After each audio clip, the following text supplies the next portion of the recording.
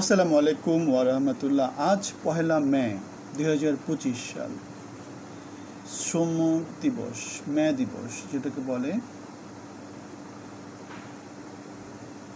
মে দিবস, শ্রম দিবস। আমেরিকার শিকাগোতে যে কাহিনীটা হয়েছিল, যদিও তারা আর এই জিনিসটা এখন পালন করে না, সারা পৃথিবীর লোকজন এটা পালন করে শ্রমিকদের জন্য, যেখানে মেহনতের লোক বেশি কাজ করে, যেখানে সমাজে এখন উন্নতি হতে পারেনি, সমাজটা এখনও শোষণের, বঞ্চনার। একে প্রতিপাদ্য করে বিএনপি তাদের একটা কর্মসূচির ডাক দিয়েছে। আজকে পয়লা মে বৃহস্পতিবার বেলা 2টায় তাদের কেন্দ্রীয় কার্যালয় পল্টনের সামনে শ্রমিক সমাবেশ করবে, এবং সেই সমাবেশের প্রতিপাদ্য বিষয় হচ্ছে মে দিবস দিচ্ছে ডাক, বৈষম্য নিপাত যাক। স্বাভাবিক, হ্যাঁ, মে দিবসের সূচনাটা হয়েছিল বৈষম্য বা শ্রমের মর্যাদা পাওয়ার জন্য, কিন্তু আমেরিকাতে যেহেতু ওই জিনিসটা এখন এস্টাবলিশ হয়ে গেছে, তারা এখন আর মে দিবস পালন করে না, কিন্তু পৃথিবীর অনুন্নত দেশগুলো সেই জিনিসটা পালন করে থাকে।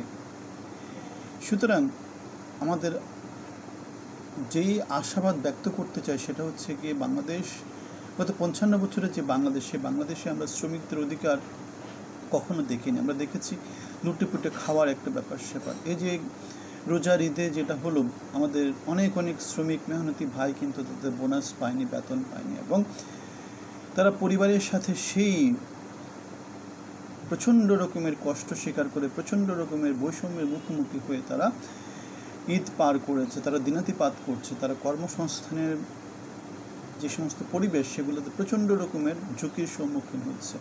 সুতরাং আমরা আশা করব আমাদের সমাজে, যেহেতু জুলাই অভ্যুত্থানের মধ্য দিয়ে একটা পরিবর্তনের সূচনার কথা বলা হচ্ছে, সেই পরিবর্তনের সূচনা বাংলাদেশের ইউনূস সরকার তো 9 মাস হয়ে গেল, হয়তো করার চেষ্টা করছে নানা রকম সংস্কার প্রস্তাবের মধ্য দিয়ে।